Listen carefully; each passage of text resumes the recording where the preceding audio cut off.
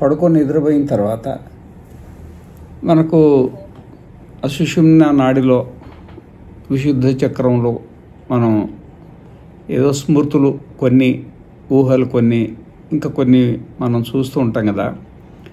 మరి ఇట్లా జాగ్రత్త అవస్థలో జాగ్రత్త కార్యం నడుస్తుందో, ప్రపంచ కార్యం నడుస్తుందో, ఆ విధంగానే స్వప్నంలో కూడా ప్రపంచ కార్యం జరుగుతుంది కదా. ఆ సుషుమ్న నాడిలోకి సూర్యుడు పట్టడు, చంద్రుడు పట్టడు, అగ్ని పట్టదు, ఇంద్రియాలు కూడా అక్కడ పనిచేయి అన్నీ నిద్రపోతాయి కదా. నిద్రపోయిన తర్వాతనే కదా. మరి అట్లాంటప్పుడు మనకు జాగ్రత్త అవస్థలో ఏ విధంగానైతే వ్యవహారం నడుస్తుందో, అంటే ఇక్కడ ఒక స్థూల శరీరము, ఇక్కడ స్థూల శరీరంలో మళ్ళీ జ్ఞానేంద్రియాలు, కర్మేంద్రియాలు, దానికి విషయం ఈ ప్రపంచం అంతా, నీ ప్రపంచం నీకు, నా ప్రపంచం నాకు కనబడుతుంది కదా. అదే విధంగా స్వప్నావస్థలో కూడా అక్కడ శరీరం, ఈ శరీరమే బెడ్ మీద పడుకుంటుంది, అక్కడ ఇంకో శరీరం వస్తుంది. ఆ శరీరంలో కూడా మనస్సు ఉంటుంది, ఇంద్రియాలు ఉంటాయి, అక్కడ ప్రపంచం ఉంటుంది. సేమ్ ఇట్లాంటి ప్రపంచమే అక్కడ ఉంటుంది.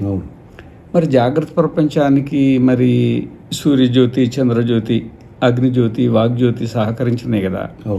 అక్కడ ఈ లోపలికి వచ్చే పరిస్థితి లేదు కదా. అయినా జగత్ కార్యం నడుస్తుంది కదా అక్కడ. అక్కడ ఎవరు చేసే పనులు వాళ్ళు చేస్తున్నాం కదా. మరి అక్కడ ఏదైనా ఒక జ్యోతి తప్పకుండా ఉండాలి కదా. అది ఏం జ్యోతి అయి ఉంటుంది అని అడిగింది. అడిగితే ఆత్మైవాస్య జ్యోతిర్భవతి ఇది ఆత్మనైవాయం జ్యోతిషా ఆస్తే పల్యేతే కర్మ కురుతే విపల్యేతే. అక్కడ ఆత్మనే జ్యోతి అని అంటాడు. మరి ఆత్మనే జ్యోతి అంటే కథమ ఆత్మేతి. ఈ ఆత్మ విషయంలో చాలా వాదాలు ఉన్నాయి. మరి దేన్ని ఆత్మ అనాలి? కొంతమంది ఏమో శరీరమే ఆత్మ అంటారు. శరీరమే ఆత్మ అంటారు అన్నమాట. ఏదో తల్లి గర్భంలోకి ఒక ఆహారం వెళ్ళిన తర్వాత, పంచభూతాలు వెళ్ళిన తర్వాత ఒక విశేషమైన పక్వంతో ఈ శరీరంలో చైతన్యం ఉత్పత్తి అవుతుంది అంటారు వాళ్ళు. ఇప్పుడు తమలపాకేమో ఆకుపచ్చగా ఉంటుంది. నైయాయికులు స్వామిజీ మాట అనేది కాదు, చార్వాకులు. తమలపాకేమో ఆకుపచ్చగా ఉంటుంది, సున్నమేమో తెల్లగా ఉంటుంది. అవి రెండు కలిపి తింటే ఎరుపు అనేది ఒకటి కొత్త రంగు ఉత్పత్తి అయింది కదా, ఓ విశేషమైన ప్రక్రియలా. ఆ విధంగానే పంచభూతాల విశేషమైన ప్రక్రియ ద్వారా ఈ చైతన్యం అనేది ఉత్పత్తి అయింది. శరీరమే చైతన్యం అంటారు. ఓకే. మరి శరీరము చైతన్యం అయితే ఇప్పుడు ఏ వస్తువుకి ఏది ధర్మమో ఆ ధర్మం శాశ్వతంగా ఉండాలి. ఇప్పుడు అగ్నికి ఉష్ణము దాని స్వభావం, అది ఎప్పటికి ఉంటుంది. అది ఒకప్పుడు ఉండడం, ఒకప్పుడు ఉండకపోవడం ఉండదు. అట్లా ఆ విధంగానే శరీరానికి చైతన్యం నిజంగానే ఉంటే మరి నిద్రలో కూడా శరీరం ఉంది కదా, అప్పుడు కూడా బయట ప్రపంచం కనబడాలి కదా. శరీరం చైతన్యం ఉంది కదా.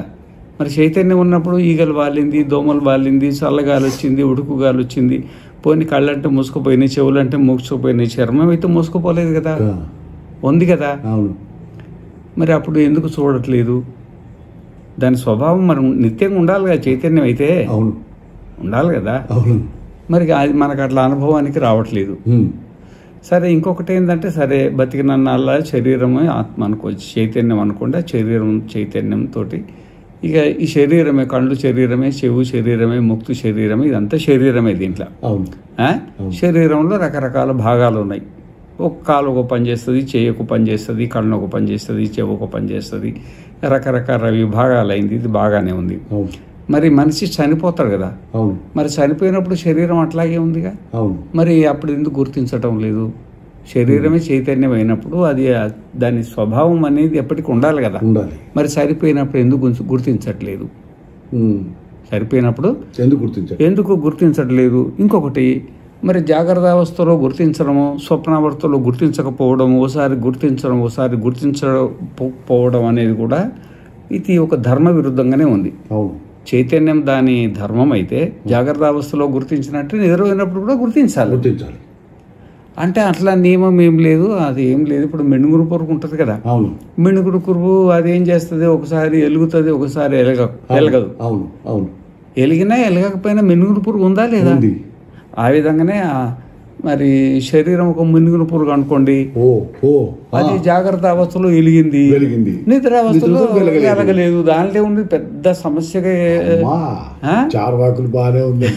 అవును, వాళ్ళ మాటలు కూడా ప్రియంగా ఉంటాయట. అవును కదా, పెద్ద దీంట్లో పెద్ద సీరియస్ గా ఏదో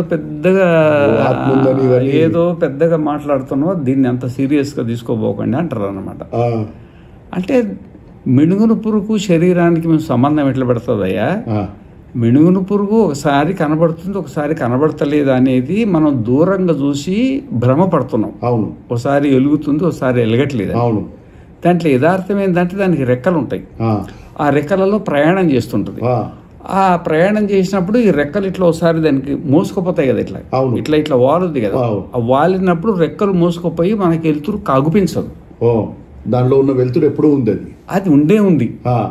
దానికి దీనికి పోలిగెట్ట పెడతావయ్యా? అది దానికి ఎప్పుడు ఉంది కదా, దానికి ఉన్నట్టే మరి దానికి ఉదాహరణ చెప్పినట్టే అదే ఉదాహరణ తీసుకుంటే దీనికి ఎప్పుడు ఉండాలి కదా మరి. అవును, ఇది నువ్వు చెప్పింది సమంజసంగా లేదు, ఇది యుక్తోక్తంగా లేదు ఇది. కాబట్టి శరీరం చైతన్యం అనడానికి వీలు లేదు.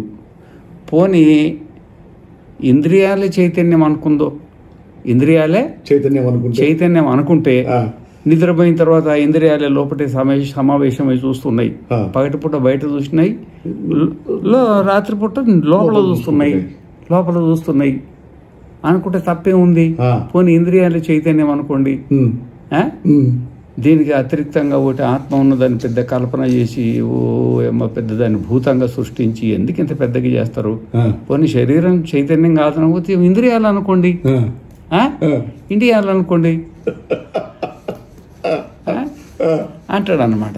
సరేనే, మీరు అన్న ప్రకారంగా ఇంద్రియాలని చైతన్యం అనుకుందాం అనుకో. ఇప్పుడు కన్నేమో చూస్తుంది, అవును, చెవేమో వింటది, నోరేమో రుచి చూస్తుంది. మరి కంటితో చూసిన నేనే, నాలుగుతో రుచి చూసినా అని మనకు అనుభవం వస్తుంది కదా. మరి అనుభవం వచ్చినప్పుడు కంటి కంటే ఈ రుచి కంటే అంటే కంటితో రూపం చూసి చెవితో రూపం చూసి వాడు వేరే ఇంకోటి ఉన్నట్టు మనకు అనుభవంలో ఉంది కదా. అవును, నేనే కంటితో చూసినా, నేనే చెవితో విన్నా, నేనే నోటితో మాట్లాడినా, అన్నిటిని వాడుకొని అన్నిటికీ అతిరిక్తంగా ఉన్నట్టు మనకు లోకానుభవం మనకు రోజు ఉంది కదా.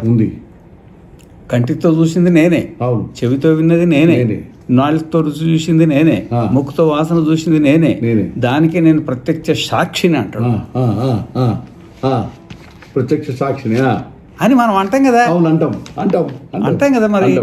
మరి అంటాం అన్నప్పుడు ఇప్పుడు కన్ను, ఒకవేళ కన్ను ఆత్మ అంటే అది కన్ను ఆ కన్ను జ్ఞానమే ఉండాలా, మిగతా జ్ఞానం ఉండకూడదు కదా.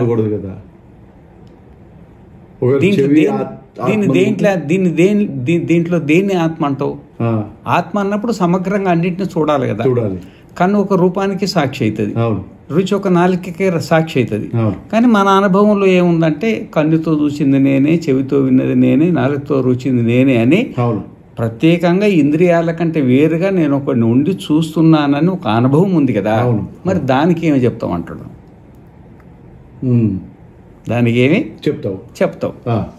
అది కుదరదు. ఇంకొకటి ఏంటంటే ఇప్పుడు స్మృతి అనే ఒకటి ఉంటుంది, అనుభవజన్యం జ్ఞానం స్మృతి అనేది దానికి లక్షణం. అది అనుభవజన్య జ్ఞానం. అయితే ఇప్పుడు ఒక ఆయన ఉన్నాడు అనుకోండి, ఆయన ఏదో తప్పు చేస్తే కళ్ళు బీకేసిండు అనుకోండి. కళ్ళు బీకేస్తే మరి ఒకవేళ కళ్ళు పోయినాయి కానీ ఇంద్రియం అయితే పోలేదు కదా.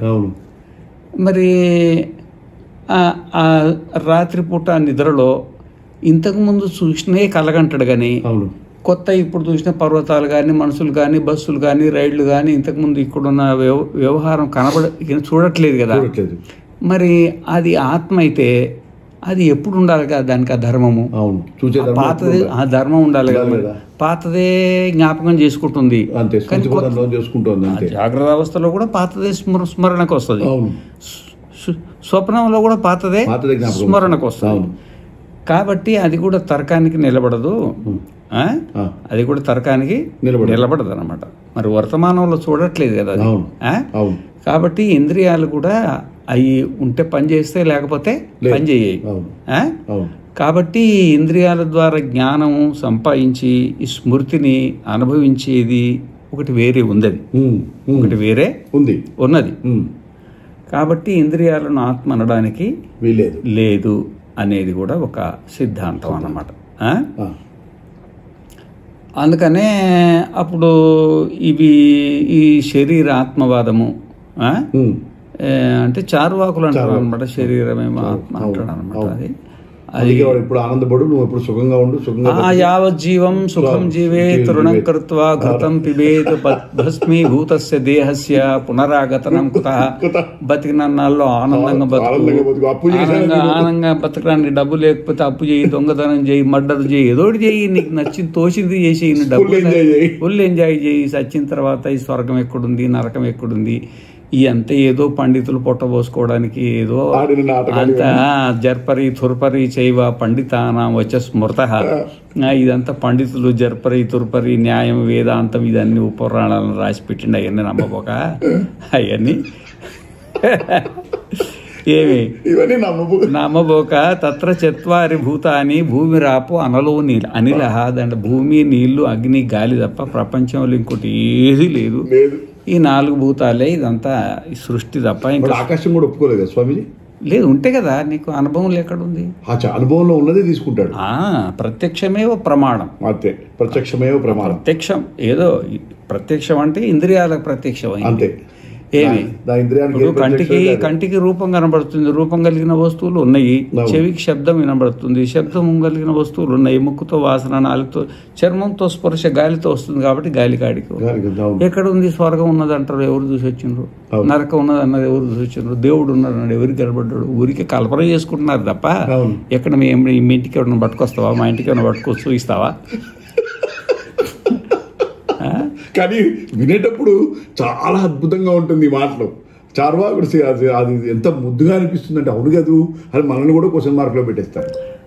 నిజమే. ఇప్పుడు స్థూల బుద్ధితో ఆలోచిస్తే అంతకంటే ఎక్కువ తోయేది, అది పోయేదన్నమాట. కానీ దానికి సమాధానం వేదాంతం అవసరం లేదు, సాంఖ్యంలో చెప్పినాడు. నువ్వు అట్లా అనుభవపోయా, కంటికి కనబడితే ఉన్నది, కంటికి కనబడకపోతే లేదు. కంటికి కనబడకపోయినా కొన్ని వస్తువులు ఉంటాయి, అవి దాంట్లో ఆత్మ కూడా ఉంది, స్వర్గం ఉంది, నరకం ఉంది అని చెప్తారు అనమాట. అది ఏంటో నువ్వు నోరుతో అంటే ఎట్లా ప్రమాణం చేపే ఉంటాడు. అంటే అతి సూక్ష్మాత్ సామీప్యాత్ ఇంద్రియఘాతాత్ మనో అనవస్థానాత్ సౌక్ష్మ్యాత్ వ్యవధానాత్ అభిభవాత్ సమానాభిహారాచ అని సాంఖ్య దర్శనంలో చెప్తారు. వస్తువు అతి సూక్ష్మంగా ఉన్న కంటికి కనబడదు. మన ఎంటిక ఉంది, ఆ ఎంటిక ఆడు దూరంగా వాడేసి వచ్చినాము, ఇక్కడ నుండి చూస్తే కనబడదు. కనబడకపోతే లేదా ఏంటి? నీ కన్ను ఎంత దూరం చూడగలుగుతుందో దానికంటే ఎక్కువ దూరంలో ఉంది. కానీ నీకు కనబడకపోతే అసలు లేనే లేదంటే ఎట్లా? పాకిస్తాన్ లేదంటే ఎట్లా? అమెరికా లేదు, నాకు కనబడట్లేదు కదా. అమెరికా లేదంటే ఎట్లా? నాకు కనబడట్లేదు కానీ ఏది లేదంటే ఎట్లా అవుతుంది? అది ఏదో ప్రతిబంధకం ఉంది. ఏం ప్రతిబంధకం అంటే అతి సూక్ష్మత. నీ కన్ను ఎంత సూక్ష్మతను చూడగలదో అంతకంటే ఎక్కువ సూక్ష్మత ఉన్నది దాంట్లో. దూరంగా ఉంది కదా కర్మ, అతి సూక్ష్మ. అతి దూరాత్ నీ కన్ను ఎంత దూరం ఉండి చూడగలుగుతుందో అంతకంటే ఎక్కువ దూరంలో ఉంది. కాబట్టి అది దాన్ని నీ కన్ను గ్రహించటం లేదు. అది అతి దూరం అనేది ఒక విఘ్నం. అది అది కంటి విఘ్నం. అది ఒక విఘ్నం. అది ఒక విఘ్నం, మన విఘ్నం. అదే మరి గద్ద చూసేస్తుంది, అది గద్ద చూస్తుంది. మన చూపు అది విఘ్నము. అది దానికి కూడా కొంచెం అతి దూరం, దానికి కూడా కొంచెం అతి దూరం, దానికి ఒక లిమిట్ ఉంటుంది అన్నమాట. కాబట్టి అతి దూరంగా ఉన్న వస్తువు కనబడదు, అతి దగ్గరగా ఉన్నా కనబడదు. ఇప్పుడు కంటికి కాటుక పెట్టుకుంటాం, మన కాటుక మనకి కనబడదు. కనబడకపోతే లేదా ఏంటి? ఇంద్రియ ఘాతాత్ కన్ను పోయింది, ప్రపంచం కనబడదు, అయితే ప్రపంచమే లేదా? చెవు పోయింది, శబ్దం వినబడదు, అయితే శబ్దమే లేదా? ఒక కారణం ఉంటుంది. మనో అనవస్థానాది ఏదో చింతలో పడి కూర్చుంటాడు, ఎవరో వస్తారు పోతారు, పట్టించుకోడు. ఇక ఆయన రాలేదా పోలేదా? ఉపన్యాసం చెప్తుంటాము, మనసు ఏడుకోబోతుంది. నేను వచ్చి ఏమయ్యా ఇది చెప్పిన విన్నామంటే, అవునా స్వామి చెప్పారా అంటారు. మనసు మనో అనవస్థానాత్ సౌక్ష్మ్యాత్. ఇప్పుడు ఆకాశంలో ఎన్నో పరమాణువులు ఇక్కడ తిరుగుతున్నాయి, మీ ఎదురుగా మా ఎదురుగా, కంటికి కనబడట్లేదు. ఎందుకంటే మన కన్ను ఎంత సూక్ష్మతను చూస్తుందో అంతకంటే ఎక్కువ సూక్ష్మత ఉంది. వ్యవధానాత్ వ్యవధానం ఉన్న, ఇప్పుడు గోడ అవతలు ఎవరున్నా కనబడరు. కనపడరు కాబట్టి హైదరాబాద్లో సికింద్రాబాద్ ప్రపంచం లేదంటే ఎట్లా? నీకు కనపడకపోతే లేదా ఏంటి? ఎందుకు లేదు? ఏమి అభిభవాతు. ఇప్పుడు పట్టపగటి చూస్తే ఓ నక్షత్రాలు ఏవి కనపడవు. ఇక నక్షత్రాలే లేవా? మన రాత్రి కనపడుతున్నాయి కదా, లేకపోతే ఎక్కడి నుండి వచ్చేవి? అభిభవాత్ అంటే ఆ నక్షత్రాల కాంతి కంటే సూర్యకాంతి ఎక్కువైంది, అది కప్పేసింది. అది ఒక విఘ్నం ఉంది అది. తర్వాత సమాన అభిహారం, అంతా సమానంగా ఉంటే కూడా కనబడదు. పిల్లలు వేద పారాయణం చేస్తుంటారు, ఒకే గొంతు ఉంటుంది. ఏది గొంతులో మీ పిల్లోడిది ఏ గొంతు అంటే ఏం చెప్తాం? చెప్పలే కదా, గొంతు బట్టి గుర్తుపట్టలేం కదా. ఆ విధంగానే ఏమన్నా ఆవాలు తీసుకొచ్చి ఓ బస్తాడు ఒక 10 లెక్క పెట్టి బాగా 100 ఒక 10 సార్లు చూసి అదే బస్తాలో కలిపి బయటికి తీయండి, గుర్తుపట్టలేదు అంటే నేను గుర్తుపట్టలేక లేవా అంటే అవి ఉన్నాయి. అది ఒక దోషం.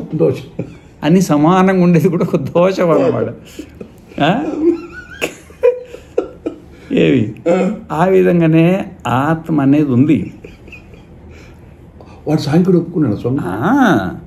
సాంఖ్యుడికి ఆత్మ ఉంటుంది కదా, పురుషుడు అంటారు వాళ్ళు. పురుషుడు పేరు మారింది, వస్తువు అదే పురుషుడు అన్నాడు. పేరు మారింది, పేరు మారింది. పురుష ఏ వేదగుం సర్వం వేదములో ఉంది కదా, మరి పురుషుడు అంటే ఏంది? ఆత్మే కదా. పర్యాయ పదాలు ఇవన్నీ పర్యాయ పదాలు. వాళ్ళు పరమాత్మ అనేది ప్రత్యేకంగా ఉన్నదంటే ఒప్పుకోరు తప్ప. పురుషుడు అంటే ఒప్పుకుంటాడు. పురుష విశేషం అంటే ఒప్పుకోరు. పురుష విశేషం అంటే ఒప్పుకోడు. పురుషుడు ఉన్నాడు, పురుషుడు అంటే ఆత్మ ఉన్నది. విశేషంగా ఒక పరమాత్మ అయిన ఒకరు ఉన్నాడు. ఆయన ద్యావా పృథివీ జనయన్ దేవ ఏకః విశ్వస్య కర్త భువనస్య గోప్త అని మనకు వేదంలో చెప్పినట్టుగా మరి క్షిత్యంకురాధికం కర్తృజన్యం కార్యత్వాత్ ఘటవత్. ఆ విధంగానే మరి క్షితి అంకురం ఉంది కదా. క్షితి అంటే ఈ భూమి, నీళ్లు, అగ్ని, గాలి, వాయువు, ఆకాశం, సూర్యుడు, చంద్రుడు, నక్షత్రాలు, సృష్టి ఉంది కదా. అంకురం అంటే ఈ మరి 21 లక్ష రకాల జాతాల బీజులకు ఒక ఉపలక్షణం చెప్పిండి, అన్ని తీసుకోవాలా. కర్తృజన్యం ఎవరో కర్త చేయాలా, మరి ఆ కర్త మనం చేయలేంగా, అది మనం చేయలేం కదా. కార్యత్వాత్ ఎందుకంటే ఇదంతా కార్యం. ఘటవత్ మరి కుండ, ఆ కుండ మట్టి తనకు తాను కుండ చేసుకుంటుందా? దానికి ఒక కుమరాయన కావాలి కదా. ఆ విధంగా ఈ పంచభూతాలన్నీ కలిసి ఇవన్నీ చెట్లను మనుషుల్ని సృష్టిని తయారు చేస్తే ఇవి తనకు తాను కలుసుకొని ఎట్లా చేస్తాయి? అయ్యి చేయడానికి కూడా ఉండాలి కదా. వాడే ఈశ్వరుడు అంటారు, వాడే ఈశ్వరుడు అంటారు అన్నమాట. అనే ఒక మిలిటరీ ఆఫీసర్ ఉండేవాడు. అతడు ఇదంతా నమ్మేవాడు కాదు. సృష్టి ఏంటంటే ఏదో ఉంది, ఆటోమేటిక్గా నడిచిపోతుంది, అంతేగాని దీంట్లో దేవుడు అది ఇదంతా మధ్యలో తీసుకురాకూడదు అని వాళ్ళ భార్య అనేవాడు. అలా భార్యకేమో చిన్నప్పుడు వాళ్ళ తల్లిదండ్రుల సంస్కారం, గురువుల సంస్కారం, కొంచెం దైవభక్తి ఉండేది. పొద్దుటే లేచి ఆరాధన, జపము, ధ్యానం చేసుకునేది అనమాట. ఈయనకు అది పడేది కాదు. జీవితంలో 1 గంట టైం వేస్ట్ చేస్తావు, అదే పిల్లలకు సేవ చేయొచ్చు కదా, ఏదన్నా చెట్లకు నీళ్లు పోయొచ్చు కదా, ఏదన్నా చేయొచ్చు కదా అనేవాడు అనమాట. మరి ఇదంతా ఎట్లా తయారైందంటే ఆటోమేటిక్ తయారవుతుంది. ఏముంది, ఇది బ్రహ్మాండం విస్ఫోటనం అయింది. ఆ విస్ఫోటనంలోనే ఒక సూర్యుడు అయిండు, ఒక చంద్రుడు అయిండు, ఒకటి భూమి అయింది. దాంట్లో ఆటోమేటిక్గా జీవాణువులు ఉన్నాయి. ఈ అంతా కలిసి ఇట్లా శరీరాలు తయారైనాయి. దీంట్లో ఏమున్నది పెద్దగా ఆలోచించేది? ఇది ఒక ఉస్పేట. నీకు తెలియదు, సైన్స్ చదవలేదు, నీకు తెలియదు. ఆ పురాణాలు ఈ పురాణాలు అని మాట్లాడుతున్నావు. మిలిటరీ అతను అందరు ఒక తీరు ఉండరు కదా. సరే ఆవిడ విని విని విని విని ఇసుకొచ్చింది. ఆ పిల్లలు కూడా కొంచెం పెద్దగైనరు. ఊరికి ఇంత పోరు ఎందుకని ఒకరోజు ఆలోచన చేసి ఇక ఏదో ప్లాన్ వేసుకొని కూర్చుంది. అయితే ఆయన వచ్చేప్పటికీ ఒకటి టేబుల్ మీద ఈమె కొంచెం ఆర్ట్ మాస్టర్ అన్నమాట. మంచి ఆర్ట్, సూపర్ అద్భుతమైన ఆర్ట్ మాస్టర్. ఆయన మొత్తం శ్రీకృష్ణుడు బొమ్మ ఎట్ట గీసిందంటే అసలు నిజంగానే ఉన్నాడా అనిపించి అంత బాగా గీసింది. అసలు నిజంగానే ఉన్నాడా, పేపర్లే కనబడట్లేదు, నిజంగానే ఉన్నాడా, నిజంగానే కూర్చుంటా ఆయన. ఎవరు ఇంట్లో అద్భుతంగా గీసిండు ఏంటి అని అడిగిండు ఆయన. ఎవరు గీసినట్టే ఏముందండి, ఆ పేపరు పెన్సిల్ అయ్యింది కలుసుకున్నట్టు తయారైపోయి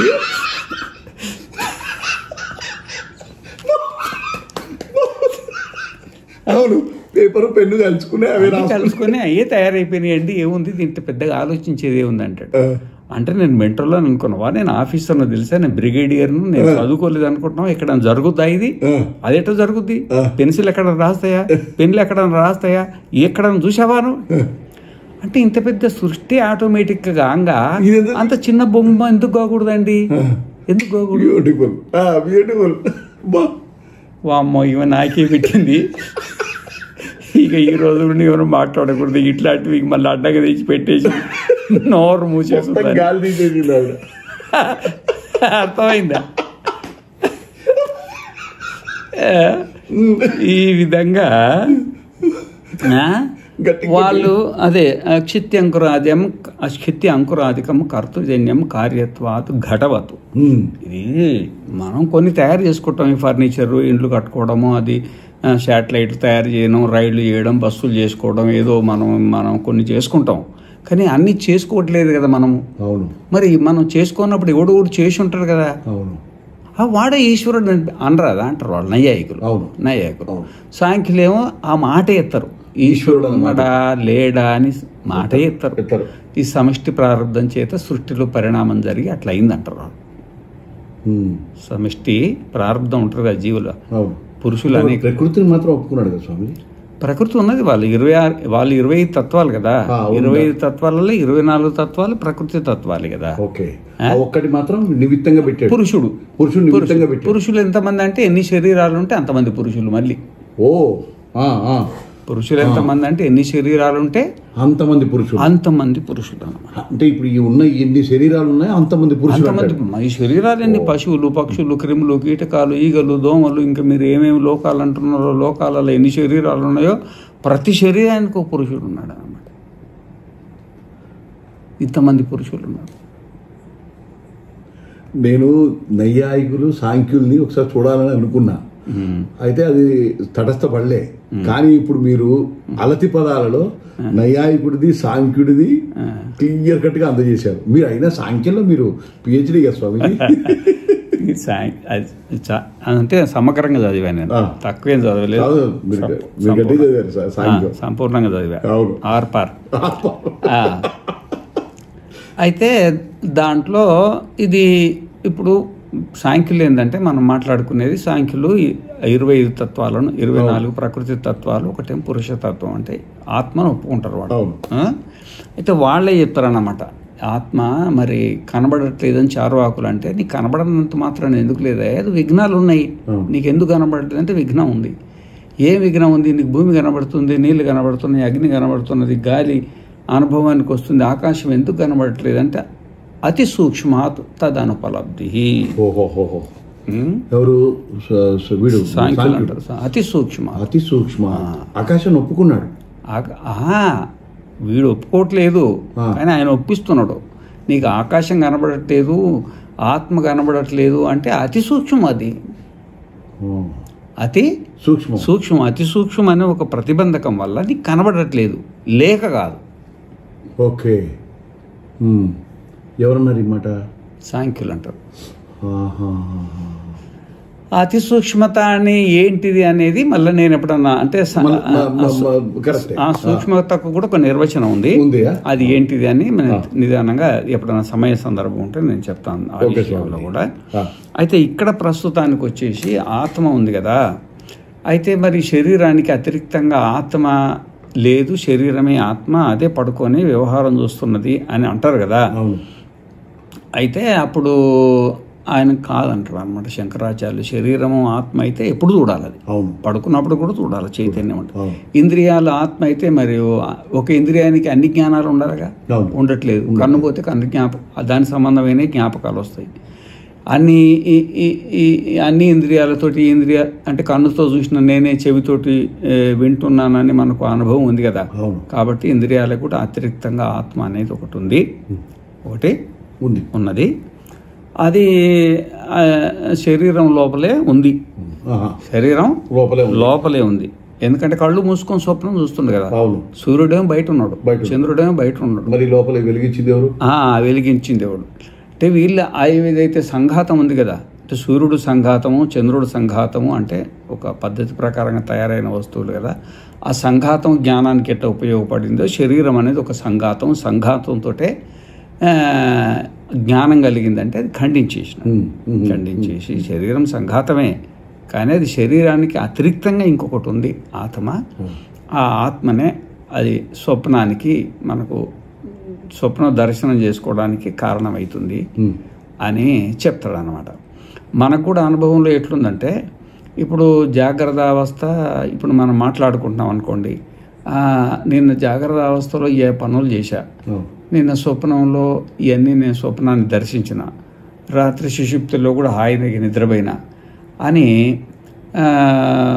ఈ జాగ్రత్తను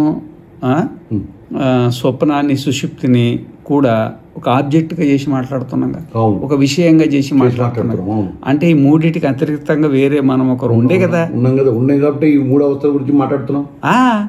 ఇప్పుడు జాగ్రత్త అవస్థలో నేను ఇది చూసా, స్వప్నావస్థలో ఇది చూసా, సుషుప్తిలో అహం సుఖం అస్వాప్సం నకించిదవి దిశం, నాకు జాగ్రత్త జ్ఞానం లేదు, స్వప్న జ్ఞానం లేదు, ఆనందంగా పడుకొని నిద్రపోయినా, ఏ టెన్షన్ లేకున్నా అని మూడింటిని ఆబ్జెక్ట్గా చేసి ఒక విషయంగా చేసి మాట్లాడుకున్నప్పుడు అవి మనం ఎట్లయితాము? అంతే జాగ్రత్త కూడా ఒక సంఘాతం, స్వప్నం కూడా ఒక సంఘాతం, సుషుప్తి కూడా ఒక సంఘాతం.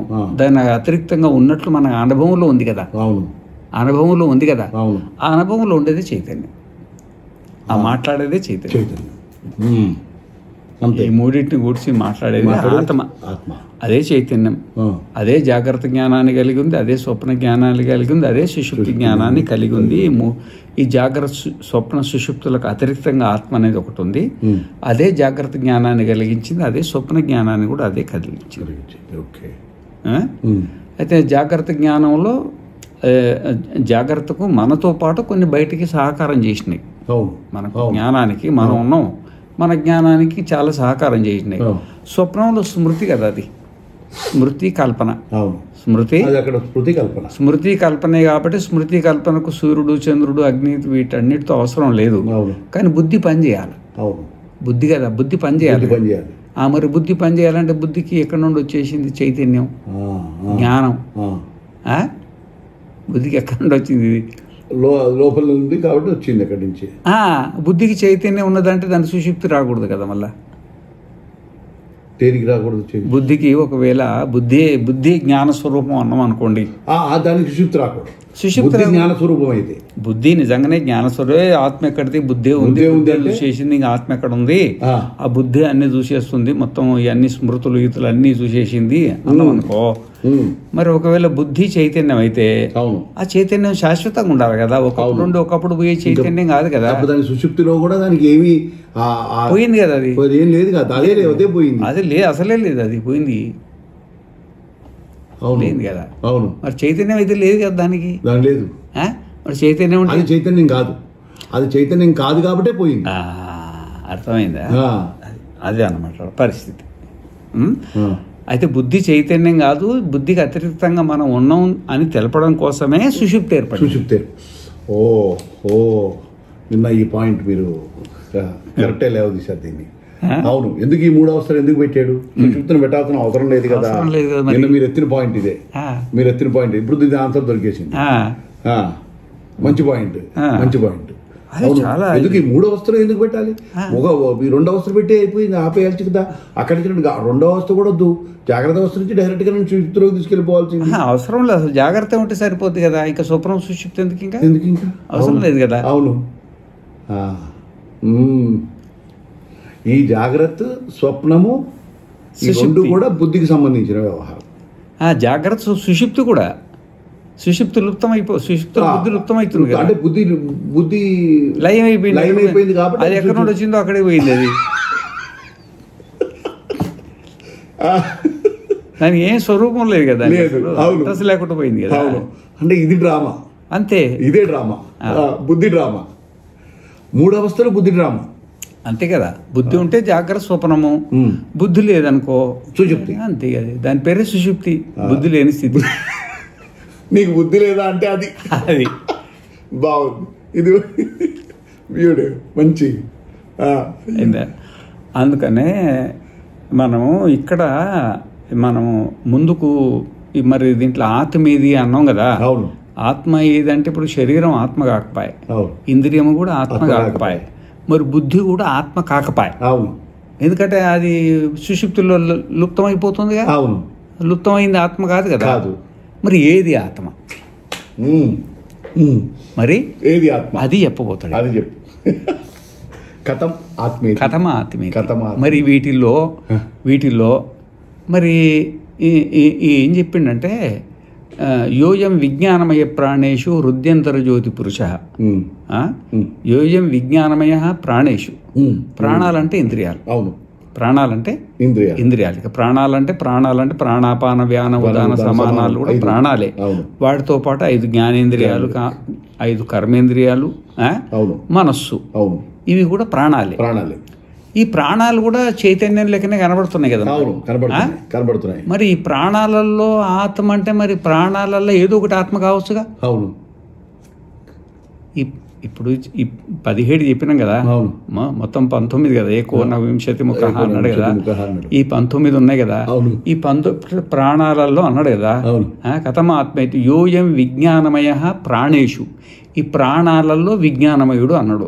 ఈ ప్రాణాలంటే 19 ఇట్లా విజ్ఞానమయుడు అని మనకి విజ్ఞానం అంత చైతన్యం, అంత విజ్ఞానం అంటే చైతన్యం అని అన్ని చైతన్యం లేకనే కనబడుతుంది. కన్ను రూపాన్ని చూస్తుంది, చెవు శబ్దాన్ని వింటుంది, ముక్కు వాసన చూస్తుంది, నాలుక రుచి చూస్తుంది. ఇది జ్ఞానమే కదా. బుద్ధి ఆలోచిస్తుంది, మనసు ఆలోచిస్తుంది, బుద్ధి నిశ్చయిస్తుంది. మరి అన్ని చైతన్యవంతం లేకనే ఉన్నాయి కదా. మరి 19 ఇట్లలో ఏదన్నా ఒకటే ఆత్మనా, లేకపోతే 19 కంటే వేరే ఇంకేదన్నా ఆత్మ ఉందా అనేది ఒక ప్రశ్న.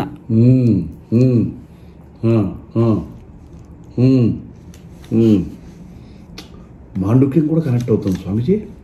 అంతా ఒకటే కదా, అంతా ఒక బెల్లంతో తయారు అంతే. ఈ రేపు చెప్పుకుందాం. పూర్ణమద పూర్ణమిదం పూర్ణముదచ్యతే పూర్ణస్య పూర్ణమాదాయ పూర్ణమేవావశిష్యతే. ఓం శాంతి శాంతి శాంతి.